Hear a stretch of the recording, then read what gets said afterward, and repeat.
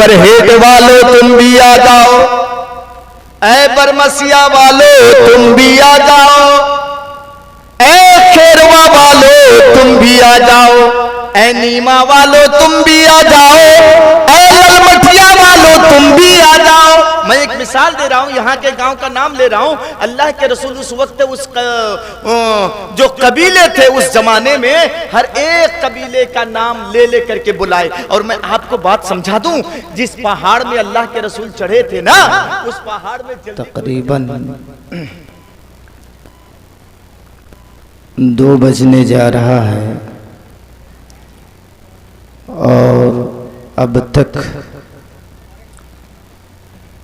कुछ गिने चुने चंद लोग बैठे हुए हैं। ये इस बात की दलील है कि आप कुरान और हदीस सुनना चाहते हैं, कुरान और हदीस की मोहब्बत आपके दिलों में मौजूद है।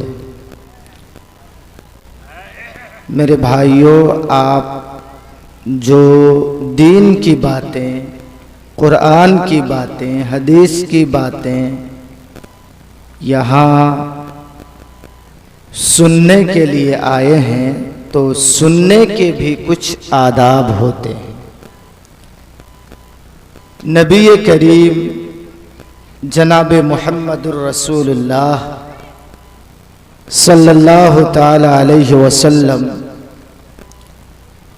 जब सहाबाए किराम को दीन की बातें, कुरान की बातें, हदीस की बातें जब सुनाते तो सहाबाए किराम इत्मीनान, सुकून और दिल जमई के साथ नबी की एक एक बातों को ध्यान से सुनते थे।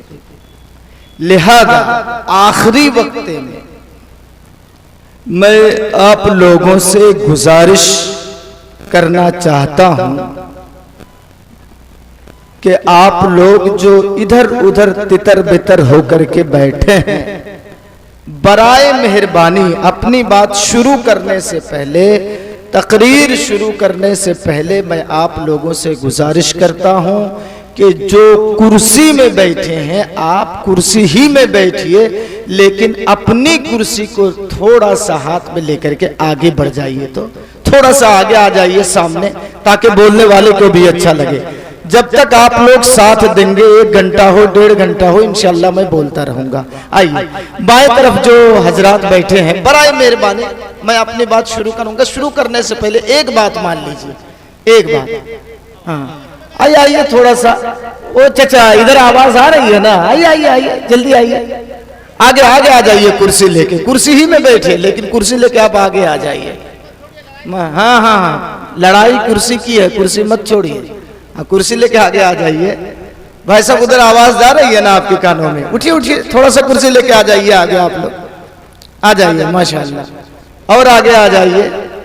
हाँ, इंशाअल्लाह जितनी जल्दी आप लोग बैठ जाएंगे मैं अपनी बात को शुरू करूंगा। आ जाइए। अल्हम्दुलिल्लाह अल्हम्दुलिल्लाह नहमदुहु व नस्तईनुहु व नस्तगफिरुहु व नुमिनु बिही व नतवक्कलु अलैहि व नऊज़ु बिल्लाहि मिन शुरूरि अनफुसिना व मिन सय्यिआति अमालिना मन यहदिहिल्लाहु फला मुदिल्ल लहु व मन युद्लिल फला हादिय लहु व अशहदु अल्ला इलाहा इल्लल्लाहु वहदहु ला शरीक लहु व अशहदु अन्ना मुहम्मदन अब्दुहु व रसूलुहु अम्मा बाद फ़इन्न खैरल हदीस किताबुल्लाह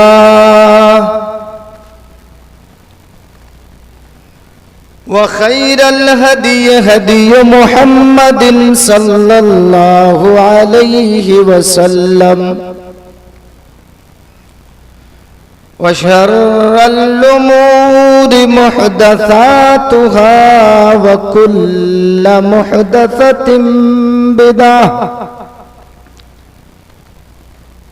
व कुल्लु बिदअतिन ज़लालह वकुल्ल ज़लालतिन फिन्नार।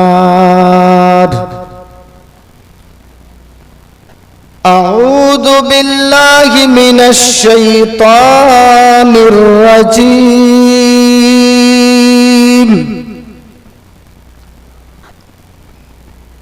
बिस्मिल्लाहिर रहमानिर रहीम।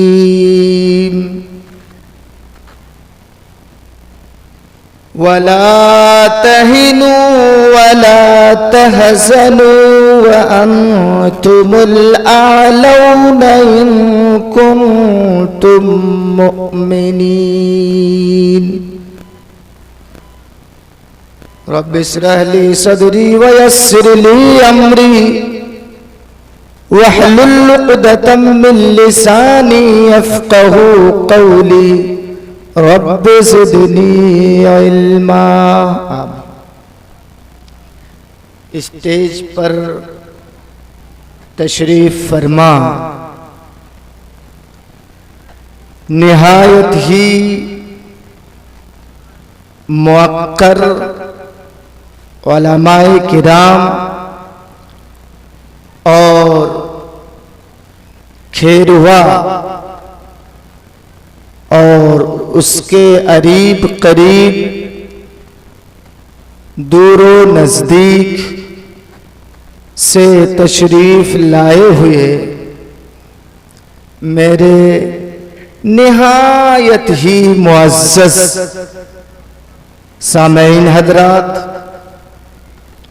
मैं अपनी बात शुरू करने से पहले थोड़ा सा 4-5 मिनट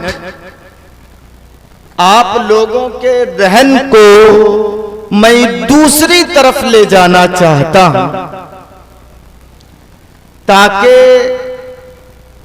बाद में आने वाली बातें आप कमा हक़्क़हू समझ सकें। ये जो हम और आप जलसा कर रहे हैं, करवा रहे हैं, दीन की बातें सुन रहे हैं, सुना रहे हैं, इससे हमको और आपको क्या फायदा मिलता है? अगर हम आपसे पूछें कि जलसा आप क्यों कराते हैं, क्या आपके यहां उलमा नहीं है? क्या आप उनसे कुरान और हदीस की बातें सुने और उस पर अमल करें? तो आपका जवाब यही रहेगा कि मौलाना हम जलसा इसलिए कराते हैं ताकि मदरसे को कुछ फायदा हो जाए, मस्जिदों को कुछ फायदा हो जाए और इससे थोड़ा बहुत दावतों तबलीग का भी काम हो जाता है। दीन की बातें कुछ हो जाती हैं, दावतों तबलीग का भी काम इससे हो जाता है। आपका जवाब यही रहेगा। लेकिन माफ कीजिएगा, मदरसे को तो फायदा हो जाता है, मस्जिद को तो फायदा हो जाता है, लेकिन अगर आप दावतों तबलीग की बात करें कि दावतों तबलीग का भी काम इससे हो जाता है, लोग कुरान सुनते हैं, हदीस सुनते हैं और उस पर अमल करते हैं, चूंकि दावत का भी काम हो जाता है तो ये बात बिल्कुल गलत है। दावत और तबलीग का काम इससे होता नहीं है। हम मनोरंजन के लिए, हम कुछ और चीज सुनने के लिए यहां पर जमा होते हैं, और जो कुरान और हदीस की बातें हम सुनते हैं तो यहां हम लोगों का सुनना यहीं तक महदूद रह जाता है, आगे नहीं बढ़ पाते हैं। कहां फायदा होता है? कितने लोग नमाजी हो? अब बताइए, रात भर मगरिब के बाद से लेकर के अब तक आपने कुरान और हदीस की बातें सुनी, सुबह हमारी मस्जिदें बतला देंगी कि इस जलसे का रिजल्ट क्या निकला। कहां दावत और तबलीग का काम हुआ? कुछ लोग ऐसे करते हैं कि उलमा की तादाद 10, 15, 20 आलिम मिलकर के रोजाना घर घर में जाकर के दावत और तबलीग का काम करते हैं। ऐसा कहीं हुआ भी है? दीन की बातें, कुरान की बातें, हदीस की बातें उनके सामने जाकर के पेश करते हैं। चलो नमाज पढ़ने के लिए देखो, ये दुनिया कुछ भी नहीं है, डेली जाके उनको समझाते हैं। लेकिन आखिर नतीजा ये होता है एक दिन कि जब शराबियों की तादाद ज्यादा बढ़ जाती है, बेनमाजियों की तादाद जब ज्यादा बढ़ जाती है, तो यही बेनमाजी कहते हैं बोलना चलिए रोजाना नमाज की बातें, चलिए नमाज के लिए, चलिए नमाज के लिए। ये रोजा नमाज, ये क्या बकवास लगा के रखे हैं? अगर मैं शराब पीता हूं तो मैं अपने बाप के पैसे का शराब पीता हूं। ये क्या रोजाना आप ड्रामा लगा के रखे हैं? तो फिर जब वो एक्शन लेते हैं तो इधर से उलमा कहते हैं कि ठीक है भाई, रोजाना क्या अपना खाना पीना, ये अपना खा करके इन लोगों को समझाएं, इनकी डांट और फटकार हम सुने, दीन की कामों को छोड़ देते हैं। क्या ये यही तरीका है? नहीं, ये तो तरीका नहीं होना चाहिए। दावत हम कैसे पेश करेंगे, उसके कुछ उस्लूब हैं, तरीके हैं। कैसे हम अवाम के सामने अपनी बात रखेंगे, उसके कुछ तरीके होते हैं। रब्बुल आलमीन ने कुरान मजीद के अंदर इरशाद फरमाया है, उदू इला सबील रब्बिका बिल हिक्मह वल मौइज़तिल हसनह वजादिलहुम बिल्लती हिया अहसन। कुरान करीम की जो आयत करीमा आपके सामने पढ़ी गई, तिलावत की गई, इसमें 3 तरीके बताए गए हैं। कितने तरीके? दावत और तबलीग के 3 तरीके बताए गए हैं। मैं अपनी बात पर आ रहा हूं, चूंकि मैं आपका मूड बना रहा हूं, ताकि बाद में आने वाली बातें आप कमा कहूं समझे। 3 बातें, उदू इला सबील रब्बिका बिल हिक्मह वल मौइज़तिल हसना। हिक्मा एक चीज, वल मौइज़तिल हसना दूसरी चीज, वजादिलहुम बिल्लती हिया अहसन ये तीसरी चीज। 3 तरीके बताए गए हैं दावत और तबलीग के। नंबर 1, जब आप कुरान की बातें पेश करेंगे, जब आप हदीस की बातें पेश करेंगे, जब आप दीन की बातें पेश करेंगे, तो आपके सामने कुछ ऐसे लोग होंगे जो ज्यादा पढ़े लिखे नहीं होंगे, ज्यादा एजुकेटेड लोग नहीं होंगे, नॉर्मल किस्म के लोग होंगे। तो उनके सामने आप हाई क्वालिटी की तकरीर मत पेश कीजिए। उनके सामने आप सीधी सीधी बातें, जन्नत की बातें, जहन्नम की बातें, जहन्नम की अदाबात का तज़किरा, जन्नत के इनामात का बयान, जन्नत और जहन्नम के बयान आप सीधी सीधी उनके सामने बात रखें, ताकि उनके दिमाग में बात बैठे और वो गौर से आपकी बात को सुने। यह है पहला तरीका, उदू इला सबील रब्बिका बिल हिक्मा वल मौइज़तिल हसना। यह है मौइज़ते हसना, कि आप सीधी सीधी बातें उनके सामने रखिए। एक चीज।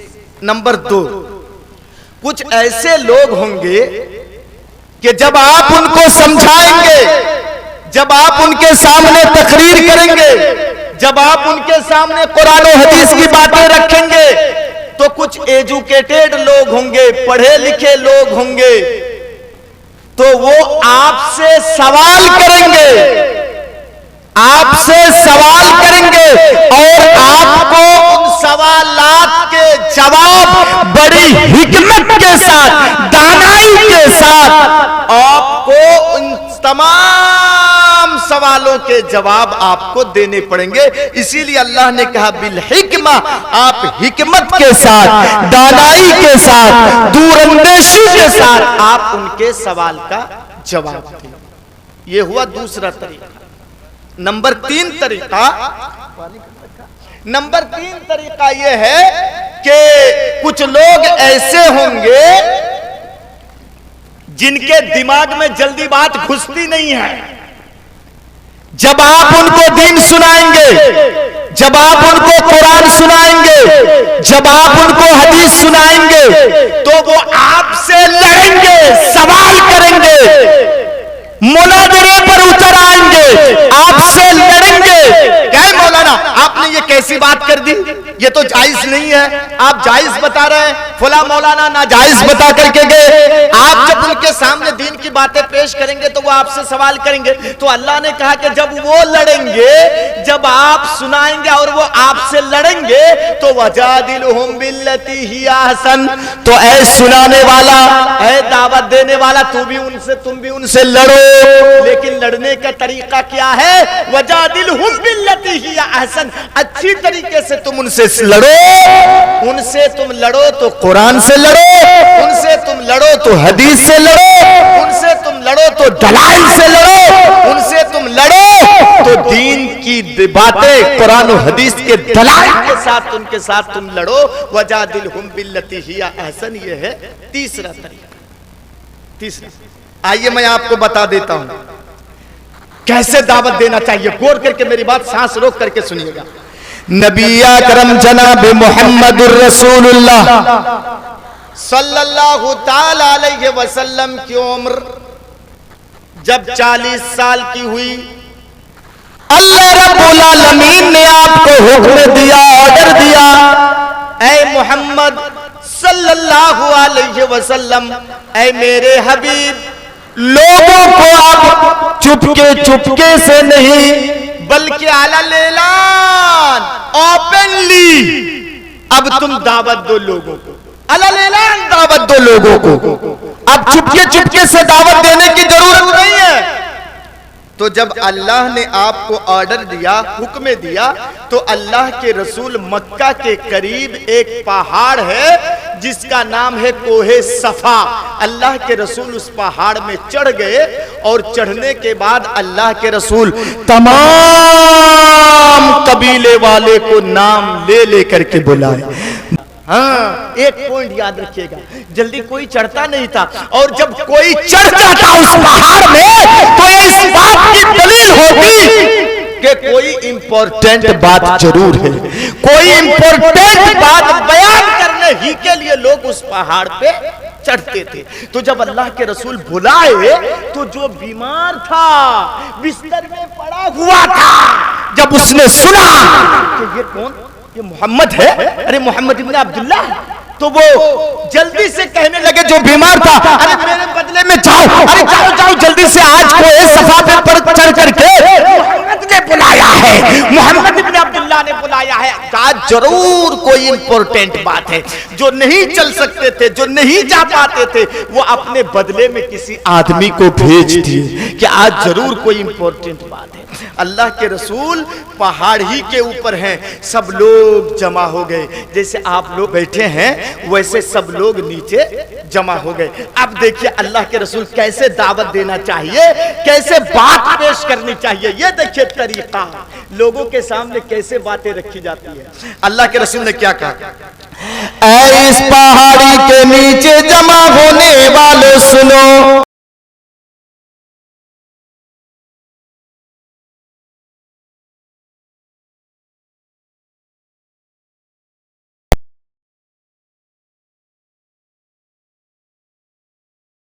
उसके बाद नबी अकरम ने ये फरमाया, ऐ लोगों बोलो, अगर मैं कहूं कि इस पहाड़ के पीछे, चूंकि मैं ऊंची जगह पर हूं, तुम लोग नीचे बैठे हुए हो, तो जो मैं देख रहा हूं वो आपको नजर नहीं आ रही है, तो सुनो, अगर मैं ये कहूं कि इस पहाड़ के पीछे एक लश्कर छिपा है जो आधी रात गुजर जाने के बाद तुम पर हमला करेगी, तो क्या तुम मेरी बात को मानोगे? देखिए, ये कोई दावत नहीं है, ये नमाज की बात आई, नमाज की दावत दिए नहीं ना? अरे नमाज की दावत नहीं ना दिए, तौहीद की दावत नहीं है, रोजे की बात नहीं आई, हज की बात नहीं आई, ज़कात की बात नहीं आई, बल्कि अल्लाह के रसूल सबसे पहले कह रहे हैं, ए मक्के के लोगों सुनो, अगर मोहम्मद इब्न अब्दुल्ला यानी अब्दुल्ला का बेटा मोहम्मद अगर ये कहे कि इस पहाड़ के पीछे एक लश्कर है, तो क्या तुम मेरी बात को मानोगे? तुम मुझे सच मानोगे? यहां से एक पॉइंट बता दूं मैं आपको, दावत देने वाले उलमा, यहां से एक पॉइंट निकलता है कि जब आप किसी को दीन की बातें सुनाएंगे तो सबसे पहले आप उसके दिल में घर बनाइए, उसके दिल को जीतिए, देखिए कि बाद में जो मैं बातें पेश करूंगा वो मेरी बात को तस्लीम करेगा कि नहीं। हाँ, ये देखिए, ये तरीका। सबसे पहले अल्लाह के रसूल उन लोगों के मिजाज को देखा कि ये लोग मेरी बात को मानेंगे कि नहीं। अरे 360 मूर्तियों के सामने ये झुकने वाले हैं, डायरेक्ट मैं कहूँगा लोगों एक अल्लाह है, तो शायद ये लोग मेरी बात को नहीं मानेंगे, तो पहले उनको मैं थोड़ा सा टच करके देखूं कि ये मेरी बात को मानेंगे कि नहीं, मेरी बात को कबूल करेंगे कि नहीं। तो अल्लाह के रसूल नमाज की बात नहीं बोले, वहां ज़कात की बात नहीं पेश की अल्लाह के रसूल, बल्कि सबसे पहले अल्लाह के रसूल ने कहा, ए मक्के के लोगों, ए फला कबीले के लोगों, ए फला कबीले के लोगों, ए फला कबीले के लोगों, सुनो, मैं अब्दुल्ला का बेटा मोहम्मद हूं, अगर मैं ये कहूं कि इस पहाड़ के पीछे एक लश्कर है तो तुम मानोगे? तो जानते हैं क्या जवाब दिया था लोगों ने? जितने पहाड़ के नीचे जमाते सबों ने बैक ज़बानों करके कहा, ऐ मोहम्मद 40 साल तक हम आपके साथ उठे हैं। हालांकि उन लोगों को मालूम नहीं कि आप नबी बना दिए गए हैं, मोहम्मद इब्न अब्दुल्ला मानते थे वो लोग, यानी अब्दुल्ला का बेटा मोहम्मद। कहने लगे, मोहम्मद इब्न अब्दुल्ला 40 साल तक हम आपके साथ उठे हैं, 40 साल तक हम आपके साथ बैठे हैं, खाए हैं, पिए हैं, आपके साथ मार्केट में गए हैं, हमने कभी आपको झूठ बोलते हुए नहीं पाया है, हमने कभी आपको धोखा देते हुए नहीं पाया है। अगर आप बोल रहे हैं तो हम आपकी बात को मानने के लिए तैयार हैं कि इस पहाड़ के पीछे एक लश्कर है। हालांकि अल्लाह के रसूल ने यह भी कह दिया था कि कोई लश्कर है नहीं, लेकिन अगर मोहम्मद कहे तो तुम मानोगे? तो सब लोगों ने कहा कि नहीं, आप तो झूठ नहीं बोलते हैं, आप तो धोखा नहीं देते हैं, तो अगर आप कह रहे हैं कि इस पहाड़ के पीछे एक लश्कर है तो हम आपकी बात को मानने के लिए तैयार हैं। अल्लाह के रसूल ने कहा, वाह रे, अब तुम मेरी बात को तस्लीम करोगे। दिल जीत लिया अल्लाह के रसूल के। अब मैं जो पेश करूंगा इनके सामने ये तो मानेंगे, अब मैं जो पेश करूंगा इनके सामने तो एक मानेंगे। एक नुक्ता और बता दूं, एक पॉइंट, जो दावत दे रहा है, जो आलिम नमाज की बात कर रहा है, जो आलिम रोजे की बात कर रहा है, तो दावत देने से पहले की जिंदगी आवाम के सामने साफ सुथरी होनी चाहिए, वरना उनकी बातों का असर नहीं पड़ेगा आवाम के ऊपर, पब्लिक के ऊपर। देख रहे हैं, जितने लोग थे सबों ने कहा, नहीं अल्लाह के रसूल आप झूठ नहीं बोलते हैं, 40 साल तक तो हम आपके साथ रहे हैं, उठे हैं, बैठे हैं, खाए हैं, पिए हैं, आप तो झूठ नहीं बोलते हैं। इससे एक पॉइंट ये भी निकलता है, एक नुक्ता, कि जो आलिम दावत दे रहा है, जो आलिम नमाज की तरफ बुला रहा है, जो आलिम मस्जिद की तरफ लोगों को बुला रहा है, तो उस आलिम की दावत देने से पहले की जिंदगी पब्लिक के सामने साफ सुथरी होनी चाहिए, वरना उनकी बातों का असर पब्लिक के ऊपर नहीं है। ये दूसरा नुक्ता है। तो चलिए, जब अल्लाह के रसूल समझ गए कि अब ये लोग मेरी बात को मानेंगे, तब अब यहां अल्लाह के रसूल दावत पेश कर रहे हैं। उस वक्त अल्लाह के रसूल बोल रहे हैं, ऐ मक्के के लोगों सुनो, अब सुनो, तुम एक अल्लाह की इबादत करो, क़ूलू ला इलाहा इल्लल्लाह, तमाम कबीले वालों, इस पहाड़ के नीचे जमा होने वालों सुनो, ला कह दो, यहां से दावत शुरू। देखिए, ला इलाहा इल्लल्लाह तुम पढ़ लो, क्यों? फायदा क्या होगा? तुफलेहू, नंबर 1 फायदा, तुम कामयाब हो जाओगे। तुम लिकुल अरब वल आजम, अरब के भी तुम मालिक बन जाओगे, आजम के भी तुम मालिक बन जाओगे। हुकूमत तुम्हारे हाथों में आ जाएगी। एक काम कर दो, तुम ला इलाहा इल्लल्लाह पढ़ दो। जैसे ही नबी ने दावत शुरू की, चूंकि ये तो 360 मूर्ति के सामने झुकने वाले थे ना, हाँ? ये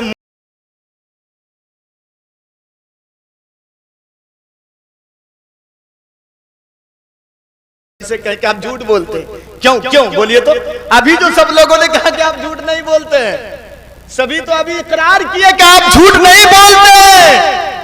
फिर आप दावत पेश करने के बाद कैसे बोलेंगे कि नहीं आप झूठ बोल रहे हैं?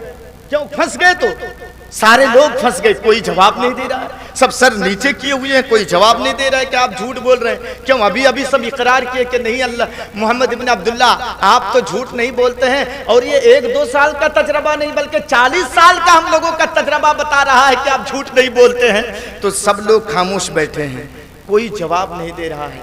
लेकिन इस घर को आग लग गई घर के चिराग से।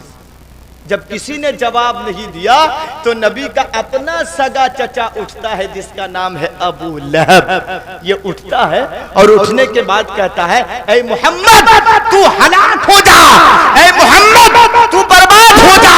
क्या तूने इसीलिए हम लोगों को जमा किया था कि हम इन 360 मूर्तियों को छोड़ दे, इनके सामने हम ना झुके, एक अल्लाह को मान ले, तू हलाक हो जा, बर्बाद हो जा, तेरे दोनों हाथ हलाक हो जाए।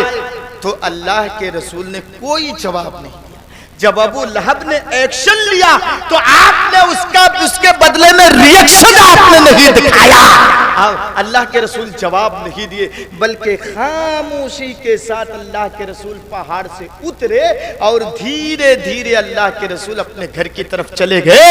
यहां से एक पॉइंट, एक नुक्ता यह भी निकलता है कि हर सवाल का जवाब नहीं दिया जाता है। अगर अल्लाह के रसूल वहां कुछ जवाब देते, अगर अल्लाह के रसूल वहां पलटा कुछ जवाब देते, तो जानते हैं जो प्लानिंग अल्लाह के रसूल बना करके आए थे, दावत और तबलीग का जो प्लान बना करके अल्लाह के रसूल आए थे, पूरा का पूरा प्लान ही बिगड़ जाता। इसीलिए अल्लाह के रसूल कुछ जवाब नहीं दिए। जब अल्लाह के रसूल जवाब नहीं दिए तो अल्लाह रब्बुल आलमीन ने खुद जवाब दे दिया। इससे एक नुक्ता यह भी मिलता है कि जब अल्लाह के किसी प्यारे बंदे को जब कोई ठेस पहुंचाता है, रुकावट बनता है, और अल्लाह के नेक बंदों को, महबूब को, जब किसी नबी को कोई बुरा भला कहता है और वो जवाब नहीं देता है, तो अल्लाह रब्बुल आलमीन डायरेक्ट उसका जवाब दे देता है। अल्लाह ने इस अंदाज में जवाब दिया कि कुरान करीम में एक पूरी सूरत ही अल्लाह ने नाज़िल कर दी, तब्बत यदा अबी लहब। मेरे भाइयों, जब तक ये दुनिया कायम रहेगी और जब तक मुसलमान कुरान की तिलावत करेंगे और ये सूरत तब्बत यदा अबी लहब की तिलावत करेंगे, अबू लहब की दात पर लानत बरसती रहेगी, लानत बरसती रहेगी, लानत बरसती रहेगी। ये दावत और तबलीग का कुछ तरीका मैं आपके सामने रख दिया। इस अंदाज में काम कीजिए, लोगों को इस अंदाज में दावत दीजिए, इंशाअल्लाह आपकी बात कारगर साबित होगी। अब आइए कुरान करीम की जो आयत करीमा पढ़ी गई है इसके बारे में आपको मैं लेके चलता हूं। वला तहिनु वला तहजनु व अंतुमुल अअलौना इन कुंतुम मुमिनीन। गौर करके मेरी बात को सुनेंगे। ये चुनाव का टाइम है, जगह जगह में इलेक्शन, चुनाव, और आपको अच्छी तरीके से मालूम है कि इस मर्तबा अगर मुसलमान हार गए और बीजेपी अगर इख्तियार में आ गई तो ये तमाम लोगों के लिए खतरा साबित है। मौजूदा दौर में हम निहायत ही इंतहाई पस्ती के शिकार हो चुके हैं। देखिए, बात को मैं आगे लेके चलता हूं। पस्ती के शिकार हो चुके हैं मौजूदा दौर में।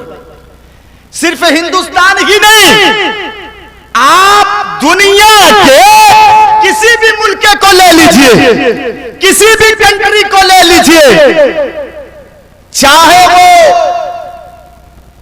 हिंदुस्तान का मसला हो, चाहे वो ईरान का मसला हो, चाहे वो इराक का मसला हो, चाहे वो फिलिस्तीन का मसला हो, चाहे वो कश्मीर का मसला हो, चाहे वो सीरिया का मसला हो, चाहे वो लबनान का मसला हो, या चाहे वो खुद सऊदी अरब का मसला हो, कहीं भी आपको इस्लाम के मानने वालों को, मुसलमान के मानने वालों को अमनो सुकून और राहत की 2 सांसें लेता हुआ नजर नहीं आएगा। कहीं भी, कहीं भी, हर जगह मुसलमान परेशान है। अब मुसलमान परेशान हर जगह है और आज भी है, और 2024 में तो और ज्यादा परेशान है मुसलमान के। क्या होगा, क्या नहीं होगा जानते हैं। सही बुखारी की एक हदीस में आपके सामने रखता हूं। नबी अकरम ने फरमाया था, ऐ लोगों, एक ऐसा जमाना आएगा, ऐ लोगों, एक ऐसा जमाना आएगा लोगों, कि जैसे भूखे लोग दस्तरखान पर टूट पड़ते हैं, नोच डालते हैं दस्तरखान को, वैसे ही एक ऐसा जमाना आएगा कि गैर मुस्लिम सारी दुनिया मिल करके मुसलमानों के ऊपर टूट पड़ेगी, नोच डालेगी मुसलमानों को। अल्लाह के रसूल की पेशिन गोई है। जानते हैं, किसी सहाबी ने सवाल किया अल्लाह के रसूल को, वहां नाम नहीं है, वहां भी ऐसे ही है, काला काइलुन, एक कहने वाले ने कहा, किसी एक सहाबी ने नबी से पूछा कि अल्लाह के रसूल, क्या हम उस वक्त तादाद में कम होंगे, संख्या में कम होंगे? तो अल्लाह के रसूल ने फरमाया, नहीं, तुम उस वक्त तादाद में बहुत ज्यादा हो जाओगे, बहुत ज्यादा हो जाओगे तादाद में। लेकिन तुम्हारी हैसियत क्या होगी मालूम है? जैसे यहाँ एक कूड़ा करकट है, तिनका है कुछ कूड़ा करकट, समंदर की लहरें इधर से आई और कूड़ा करकट को बहा के उधर ले गई, उधर से लहरें आई बहा के उधर ले गई, इधर से लहरें आई बहा के उधर ले गई, कूड़ा करकट बिल्कुल साफ। वैसे एक जमाना आएगा कि तुम तादाद में 100 करोड़ भी होगे, लेकिन गैर मुस्लिम तुमको अपने उंगलियों पर नचाएगी और तुम भी नाचोगे मुसलमानों। एक ऐसा दौर आएगा। और ये क्यों होगा मालूम है? क्यों होगा मालूम है? वजह बता दूं, इसलिए होगा कि अल्लाह रब्बुल आलमीन काफिरों की दिलों से तुम्हारी डर और हैबत को अल्लाह रब्बुल आलमीन निकाल देगा। बात को सुनिए, अब मैं लेके जा रहा हूं आपको रास्ते में, और उठक बैठक बंद कीजिए, इंशाअल्लाह फायदा होगा। आखिरी वक्त में सरसों के दाने के बराबर भी फायदा होगा, लेकिन होगा सुन करके आप चाहिएगा। सुनिए, तो अल्लाह के रसूल ने फरमाया, क्यों ऐसे होगा मालूम है? अब बिल्कुल वही हो रहा, बिल्कुल वही हो रहा। आज हम हिंदुस्तान में 30-35 करोड़ हैं, लेकिन उंगलियों में हमको नचाया जा रहा है और हम मुसलमान नाच रहे हैं। हाँ, तो अल्लाह के रसूल ने फरमाया, क्यों ऐसा होगा मालूम है? क्यों? इसलिए कि काफिरों के दिल में जो मुसलमान की डर है, अल्लाह उस डर को निकाल लेगा, उस डर को निकाल लेगा। जानते हैं, कल तक गैर मुस्लिम जब कोई जुलूस लेकर के निकलते, शादी लेकर के हमारी मस्जिदों के सामने से जाते, तो बैंड बाजा बंद कर देते। क्यों? उन लोगों को मालूम था कि मुसलमानों को गाना पसंद नहीं है। लेकिन आज जुलूस और शादी लेके हमारी मस्जिदों के सामने से निकल रहे हैं, तो वॉल्यूम और तेज कर देते हैं। क्यों? इसलिए कि आज हमारी होटलों में टीवी चल रही है, हमारे शादियों में डीजे बज रहे हैं। तो ये क्यों बंद करेंगे? कि मुसलमान तो ये भी पसंद करते हैं। अल्लाह। और उसके बाद अल्लाह के रसूल ने फरमाया, अल्लाह रब्बुल आलमीन तुम्हारे दिलों में वहन पैदा कर देगा। वहन, वहन का मतलब क्या चीज है?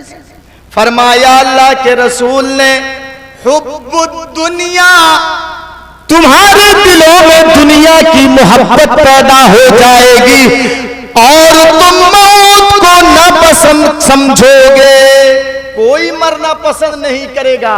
तुम्हारे दिलों में दुनिया की मोहब्बत पैदा हो जाएगी और मरने को तुम नापसंद करोगे।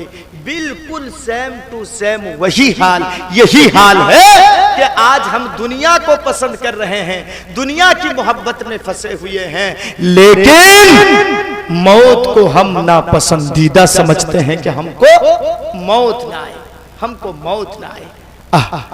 चूंकि अल्लाह ने बता दिया है कि मुसलमानों तुम घबराओ नहीं, मुसलमानों तुम खौफ मत खाओ, मुसलमानों तुम मायूस ना हो जाओ। व अंतुमुल आलौना, तुम एमएलए नहीं हो तो क्या हुआ, तुम एमपी नहीं हो तो क्या हुआ, तुम्हारी हाथों में हुकूमत नहीं है तो क्या हुआ, हम तुमको हुकूमत दिलाएंगे, हम तुमको कुर्सी में बैठाएंगे, हम तुमको एमएलए बनाएंगे, हम तुमको एमपी बनाएंगे, तुम घबराओ नहीं, बस एक काम कर दो, एक काम कर दो, ये हुकूमत तुम्हारे हाथों में आ जाएगी, एक काम। और वो काम कौन सा है, सुनना चाहते हैं, सुनना चाहते हैं? वो काम कौन सा है? अल्लाह रब्बुल आलमीन ने फरमाया, इन कुंतुम मुमिनीन, पहले तुम मोमिन बन जाओ, पहले तुम मोमिन बन जाओ, हकीकी मोमिन। ये हुकूमत हम तुम्हारे कदमों पे लाके डाल देंगे। एमएलए उस वक्त तुम बन जाओ, एमपी उस वक्त तुम बन जाओगे, प्रधानमंत्री उस वक्त तुम बन जाओगे, प्राइम मिनिस्टर उस वक्त तुम बन जाओगे, प्रेसिडेंट तुम बनोगे, सब कुछ मैं तुमको बना दूंगा। लेकिन एक काम करो, पहले तुम मोमिन बन जाओ, पहले शर्त पूरी करो, उसके बाद मैं अपना वादा पूरा करता हूं।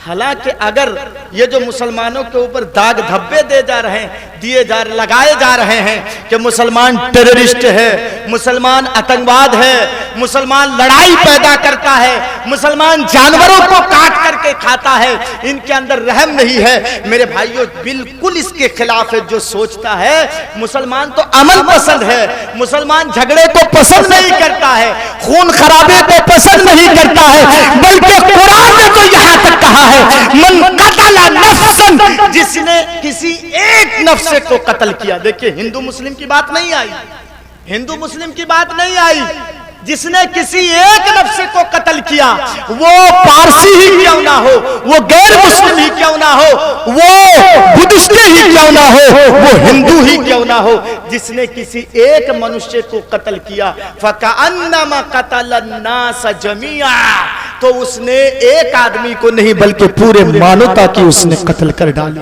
ये तो मुसलमान लड़ाई झगड़े को खत्म कर रहा है, अल्लाह अकबर। और जानते हैं लड़ाई को बंद करने के लिए, खून खराबा को बंद करने के लिए, लड़ाई झगड़े को बंद करने के लिए हमें इस्लाम ने सुलह करना सिखाया है कि तुम सुलह कर लो। अगर सुलह से लड़ाई बंद हो रही है, तुम लड़ाई को बंद कर दो। दिखाऊं मैं, ये जो अभी एनआरसी का कानून चालू हो रहा है, खेरवा वालों तुम सुनो, गौर करके सुनो। जब अल्लाह के रसूल अपने सहाबाए किराम को लेकर के मक्के में आ रहे हैं उम्रे की नियत से, मक्के के बॉर्डर में अल्लाह के रसूल पहुंचते हैं, क्या पता चलता है कि मक्के में मुसलमानों की एंट्री नहीं है, मक्के में मुसलमानों को दाखिल नहीं होने देंगे। ये कानून बना चुके हैं मक्के के काफिर, क्या कि मुसलमान जो मदीने से आएंगे उनको मक्के में घुसने की इजाजत नहीं है। बिल्कुल यही कानून है। हम पैदा हुए हिंदुस्तान में, हम रहते हैं हिंदुस्तान में, हमारी जमीन और जायदाद हिंदुस्तान ही में है, लेकिन हम ही से कहा जा रहा है कि तुम कागजात पेश करो कि तुम यहाँ के नागरिक हो के नहीं। वैसे ही अल्लाह के रसूल को भी क्या गया था, बिल्कुल सेम टू सेम। देखिए परमिशन नहीं है मक्के में दाखिल होने की, हालांकि अल्लाह के रसूल पैदा हुए मक्के में, अल्लाह के रसूल पैदा हुए मक्के में, आपके खानदान मक्के में, लेकिन अल्लाह के रसूल को मक्के में आने की इजाजत नहीं दी जा रही है। तो अल्लाह के रसूल रुक गए, कानून को अपने हाथ में नहीं लिए, रुक गए। रुकने के बाद अल्लाह के रसूल ने कहा कोई बातचीत, अरे चलो हम सुलह करने के लिए, हम लड़ने की नीयत से नहीं आए हैं, चलो हम सुलह करते हैं, बातचीत करते हैं। तो काफिरों की तरफ से एक अमीर बन करके आया जिसका नाम है सुहैल। ये बुखारी शरीफ का वाकया मैं आपको बता दे रहा हूं। ये सुहैल काफिरों की तरफ से आया और आने के बाद लिखित में, तहरीरी लिखित में एक सुलहनामा तैयार होने लगा कि इन शराइत को अगर आप मानेंगे तो आपको एंट्री दी जाएगी मदीने में। बात गौर से सुनिए, मैं फिर स्लो कर रहा हूं अपनी बात को, और मैं तेज स्पीड में नहीं बोलूंगा इसलिए कि आपकी जहन में मेरी बात बैठ जाए, आपके दिमाग में यही असली चीज है। तो सुनिए, अल्लाह के रसूल वहीं पे जब बैठ गए तो काफिरों की तरफ से जो आया सुहैल, तो उन्होंने शर्त लगाई कि इस शर्ते को अगर मानोगे, इस शर्ते को अगर मानोगे, इस शर्ते को अगर मानोगे, इन तमाम शराइत को अगर तुम मानोगे तो मक्के में एंट्री दी जाएगी। कहा अच्छा क्या क्या शराइत है, अब गौर करके सुनिएगा क्या क्या शराइत है। नंबर 1, इस साल मुसलमानों को मक्के में दाखिल होने की कोई परमिशन नहीं है। अच्छा, आइंदा साल आप आएंगे, चले जाइए। जानते हैं हमेशा डर रहता है अकलियतों के ऊपर। पूरा मक्का उन्हीं का है, यहूदी भी हैं, ईसाई भी हैं, गैर मुस्लिम हैं, हिंदू हैं, पूरा मक्का उन्हीं लोगों का है। और अल्लाह के रसूल चंद गिने चुने लोगों को लेकर के उम्रे की नियत से जा रहे हैं, तो इनके दिल में डर पैदा हो गया कि कहीं आकर के तलवार ना चला दे, लड़ाई झगड़ा ना हो जाए। देख रहे हैं चंद आदमियों को देख करके कैसे ये लोग डर रहे हैं। भारत में हम 30 करोड़ हैं, तुम्हारी तादाद 100 करोड़ है, लेकिन 30 करोड़ को देख करके डर रहे हैं, 30 करोड़ को कि इनको भगाया जाए किसी तरीके से। सुनिए गौर करके, कहा नंबर 1 शर्त, मक्के में दाखिल होने की परमिशन आपको नहीं है। आइंदा साल आप आएंगे और सिर्फ 3 दिन मक्के में रहेंगे। कितने दिन बोलिए? 3 दिन। तो अल्लाह के रसूल कहने लगे ठीक है, कोई बात नहीं, इस साल हम चले जाएंगे, हम तो लड़ने की नियत से आए ही नहीं है, लेकिन अगर कानून यही है तो ठीक है, हम तुम्हारी इस बात को मानते हैं, तुम्हारी ये शर्तें मंजूर है। मान गए अल्लाह के रसूल। कहा और भी शर्त है। कहा एक शर्त तो आप माने हैं। कहा क्या शर्त है? कहा आइंदा साल अगर आप आएंगे, मक्के में आप आएंगे, आप तलवारें तो लाएंगे, तलवारें म्यान के अंदर होंगी, तलवारें आप बाहर नहीं निकाल सकते। यहाँ के लोग, मक्के के लोग तलवार लेकर के, नंगी तलवार लेकर के वो घूमेंगे, मक्के में चक्कर लगाएंगे, लेकिन आप और आपके साथी जो आएंगे वो तलवारें म्यान के अंदर, गिलाफ के अंदर तलवारें रखेंगे। देखिए कितनी जालिमाना शर्त है। मक्के के लोग नंगी तलवार लेके घूमेंगे ये, और अल्लाह के रसूल जो सहाबाए किराम को लेकर के आएंगे तो कानून बन रहा है कि आप अपने तलवार को गिलाफ के अंदर, म्यान के अंदर ही रखेंगे, बाहर नहीं निकाल सकते। अल्लाह के रसूल ने कहा अरे बंदे, हम लड़ने के नियत से आ ही नहीं रहे हैं कि हम लड़ेंगे, खून खराबा करेंगे, चलो हम तुम्हारी बात को मान लेते हैं। तीसरी शर्त क्या लगाई उन काफिरों ने? नहीं, अभी बात कहां खत्म हुई है। ऐ मोहम्मद, आखिरी शर्त सुन लीजिए मोहम्मद, आखिरी शर्त का क्या है?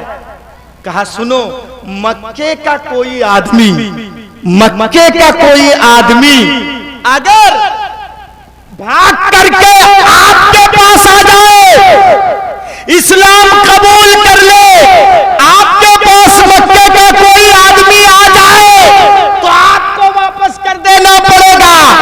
देखिए बिल्कुल वही कानून। देखिए अफगानिस्तान से, पाकिस्तान से, बांग्लादेश से प्रताड़ित होकर के जो भी आएगा, सिवाय मुसलमानों को सबको नागरिकता दी जाएगी। बिल्कुल वही बात है। ऐ मोहम्मद, ऐ मोहम्मद, अगर मक्के का कोई आदमी आपके पास चला जाए तो आपको वापस करना पड़ेगा, और आपका कोई आदमी अगर मक्के में आ जाए तो हम उसको वापस नहीं करेंगे। कितनी जालिमाना शर्त है। अल्लाह के रसूल ने कहा चलो तुम्हारी ये बात भी मंजूर है, चलो मैं तुम्हारी ये शर्तें भी मान लेता हूँ। वहां बड़े बड़े सहाबी थे, हजरत उमर जैसे जलीलुल कद्र सहाबी बैठे हुए थे जो बातों बातों पर तलवार उठा लेते थे। हजरत अली भी है, हजरत उमर भी है। कहने लगे अल्लाह के रसूल क्या हम हक पर नहीं है? क्या आप अल्लाह के रसूल नहीं है? तो इतनी दबकर समझौता हम क्यों करेंगे कि हमारा कोई आदमी अगर इनके पास चला जाए तो ये छोड़ेंगे नहीं, लेकिन इनका कोई आदमी अगर हमारे पास आ जाए तो हमको छोड़ना पड़ेगा। अल्लाह के रसूल ने कहा बंदे खामोश रहो, जो मैं देख रहा हूं वो तुम नहीं देख पा रहे हो। मान गए मेरे भाइयों, इतनी जालिमाना शर्तें मान गए अल्लाह के रसूल।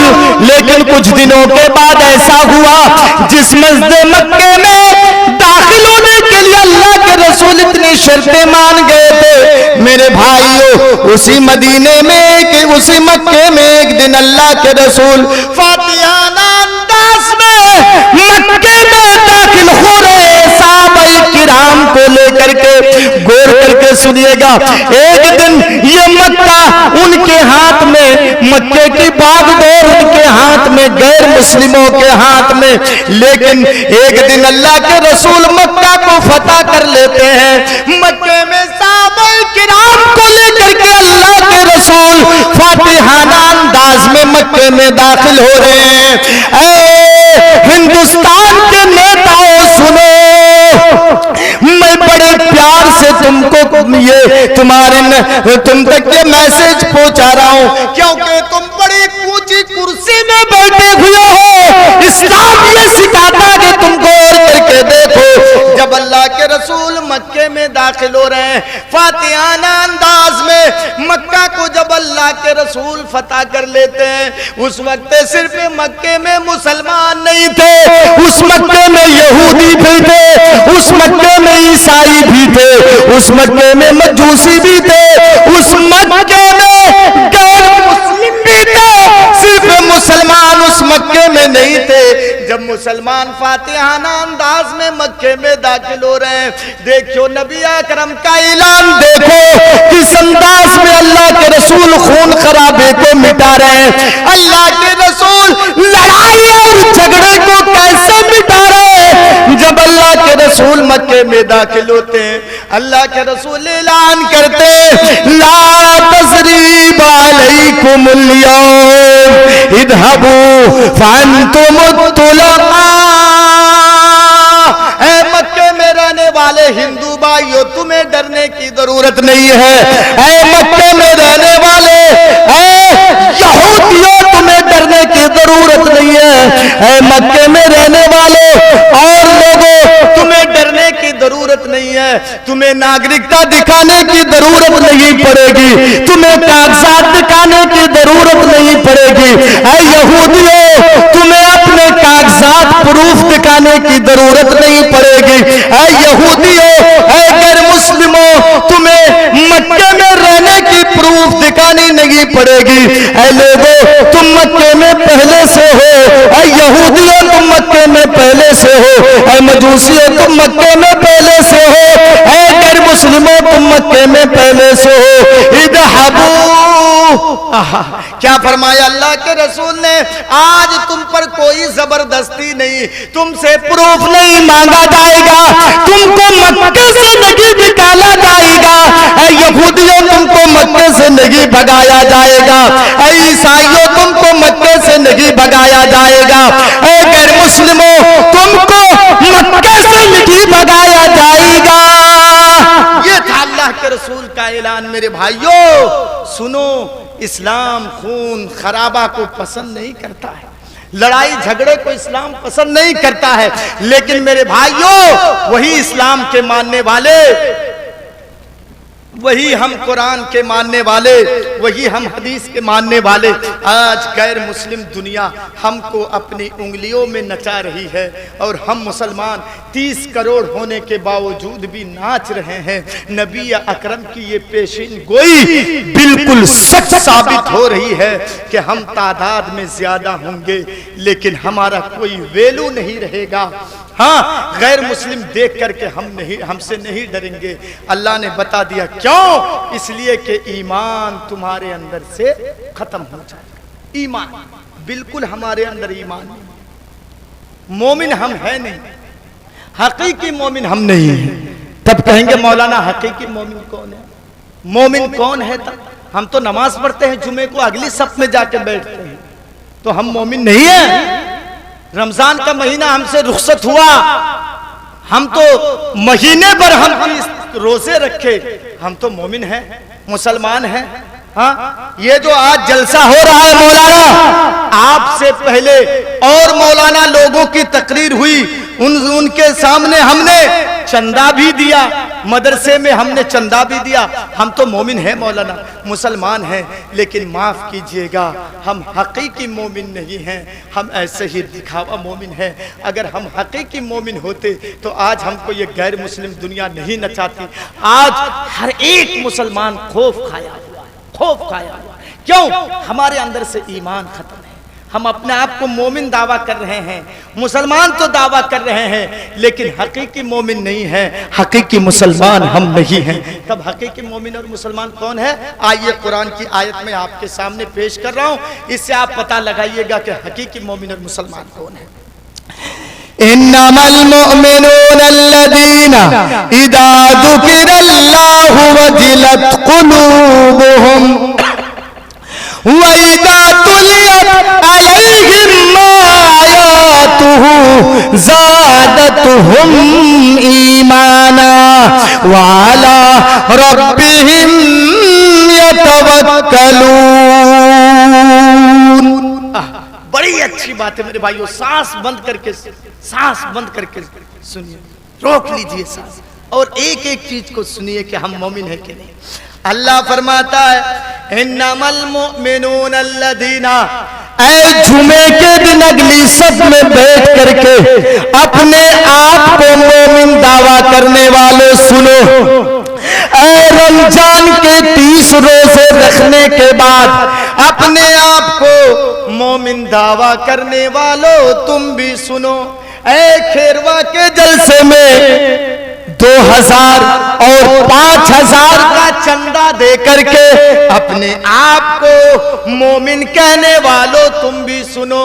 नहीं नहीं, चंदा देने के बाद भी तुम मोमिन नहीं हो। नहीं नहीं, 30 रोजे रखने के बाद भी तुम मोमिन नहीं हो। नहीं नहीं, जुमे के दिन अगली सब में बैठने के बावजूद भी तुम मोमिन नहीं हो। तब मोमिन कौन है? इन्नमल मुअमिनून अल्लज़ीना, मोमिन वो है, मुसलमान वो है, हकीकी मोमिन वो है, और जीनल मोमिन वो है, खाटी मोमिन वो है। इज़ा ज़ुकिरल्लाह, जब अल्लाह का नाम उस मोमिन के सामने आए।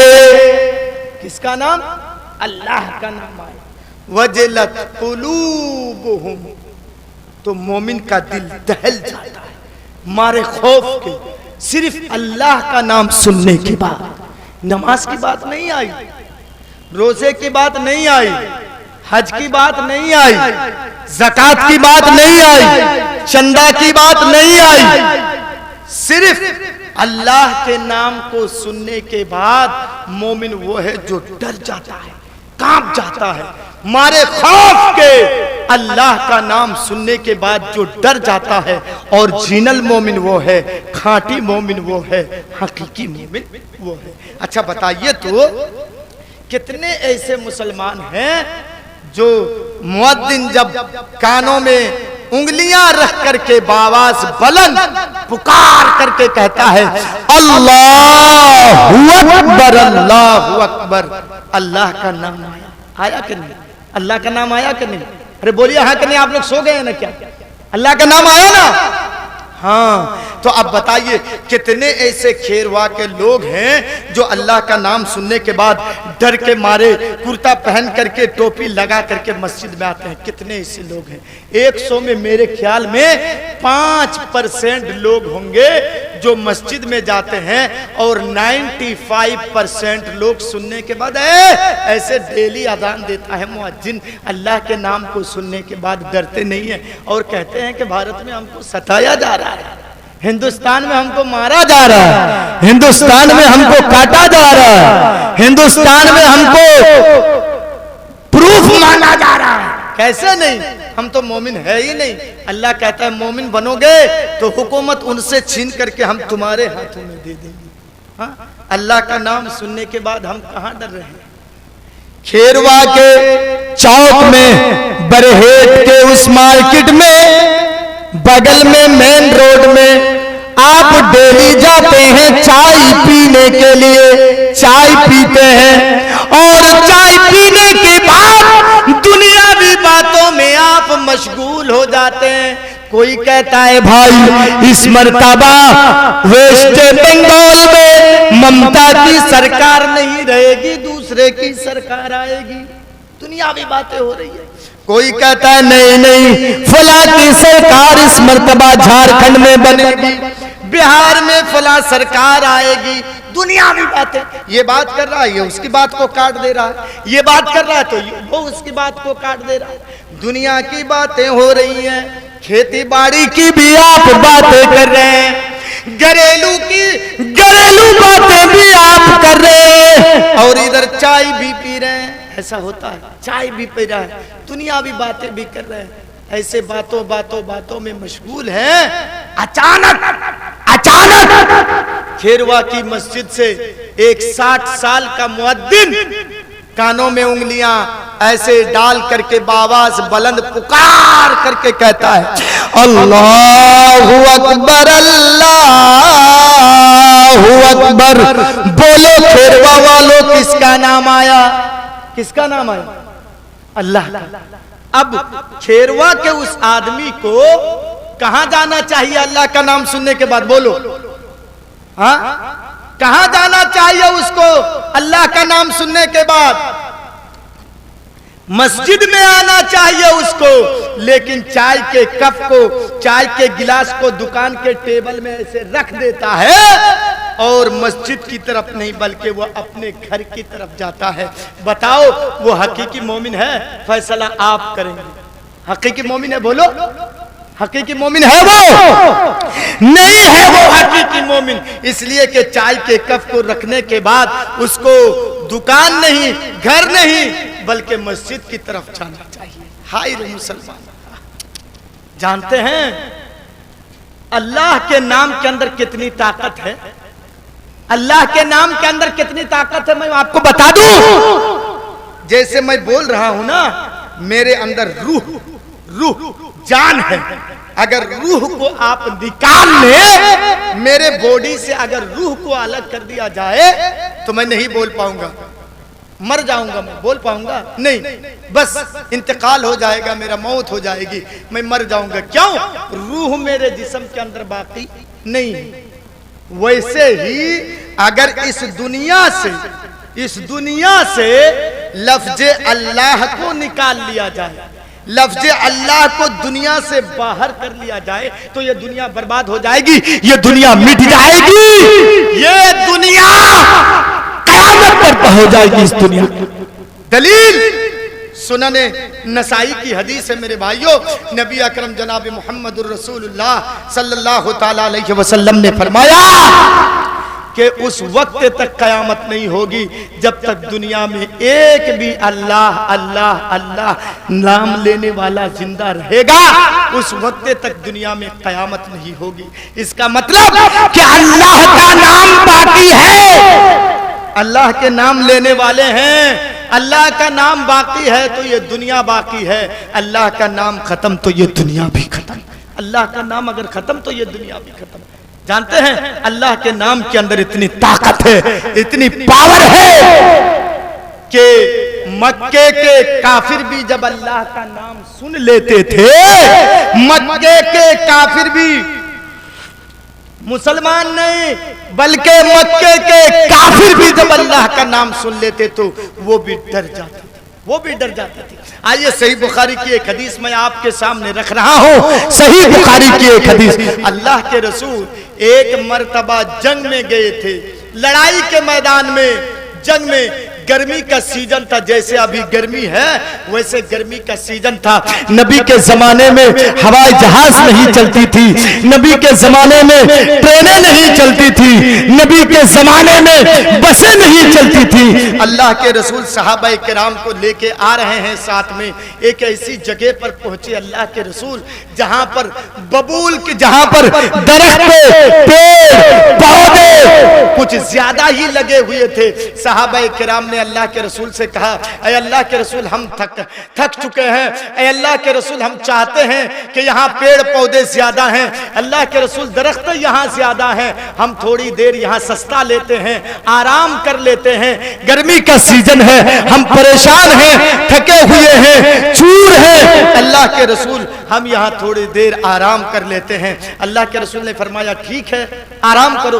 तो दो चार सहाबी उस दरख्ते के नीचे, दो चार सहाबी उस दरख्ते के नीचे, दो चार सहाबी उस दरख्ते के नीचे, दो चार सहाबी उस दरख्ते के नीचे, सब दरख्ते के नीचे बैठ करके मेरे भाइयों आराम कर रहे हैं दरख्ते के नीचे। और अल्लाह के रसूल भी एक दरख्ते के नीचे लेट करके आराम कर रहे हैं, सो रहे हैं। आप भी इंसान थे, ये वाकया आपने सुना होगा। मैं मुख्तसर अंदाज में 2 मिनट में इस वाक़े को खत्म करूंगा मेरे भाइयों। तो अल्लाह के रसूल भी एक दरख्ते के नीचे लेट करके आराम कर रहे हैं। इतने में काफिर आया। आप लोग जा रहे हैं, मैं अपनी बात को खत्म कर रहा हूं, उठक बैठक बंद कीजिए।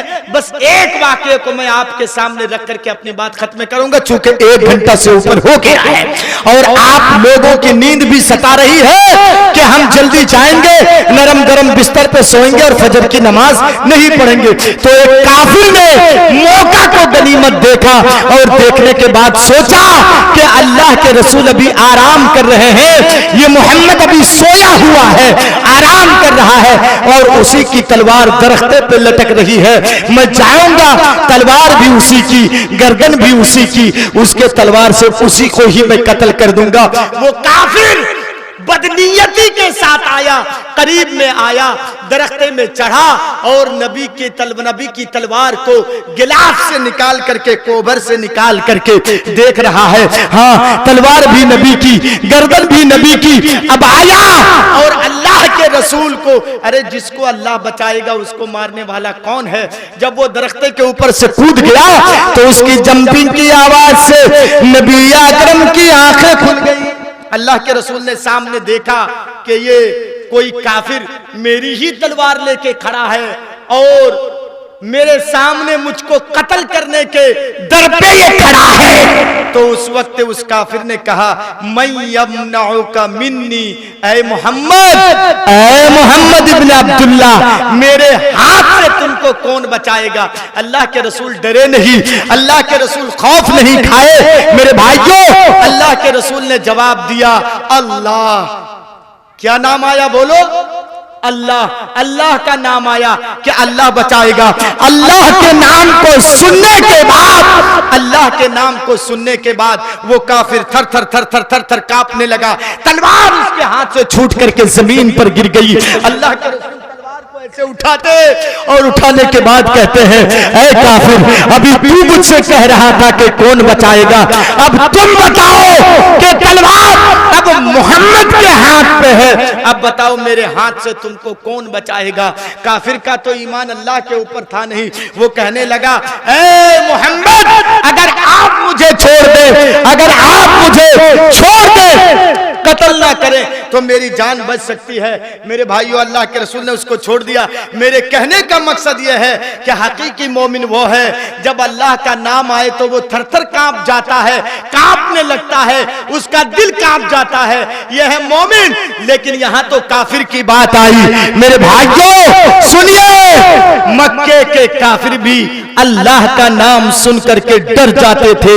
मक्के के काफिर भी, मदीने के काफिर भी, अरब के काफिर भी जब अल्लाह का नाम सुनते थे तो थर थर थर थर कांप जाते थे। ऐ खेरवा वालों, आप लोग भी परेशान हैं। मेरे भाइयों, आखिर में मैं अल्लाह का नाम लेकर के, जितने गिने चुने भाई हैं मेरे भाइयों, मैं आपसे हाथ जोड़ के रिक्वेस्ट करता हूं कि मैं आपसे 2000 नहीं मांगूंगा, मैं आपसे 5000 नहीं मांगूंगा, मैं आपसे 100 रुपया भी नहीं मांगूंगा। बस चाय के पैसे जो आपके जेब में है, 10 का नोट है, 20 का नोट है, 50 का नोट है, जितनी आपको इस्तिताअत है, अगर आपके पास 1 ही रुपये का सिक्का है तो आप मदरसे को ताउन करेंगे।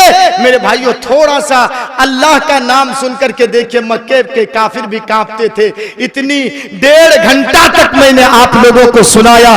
थोड़ा सा आप उठ करके 1-2 कदम चल करके 1 ही रुपया सही थोड़ा मेरे हाथ में थमाइएगा मेरे भाइयों। आखिर में मैं सबके लिए इंशाअल्लाह दुआ कर दूंगा, मैं सबके लिए। आइए आखिर में मेरे भाइयों, आप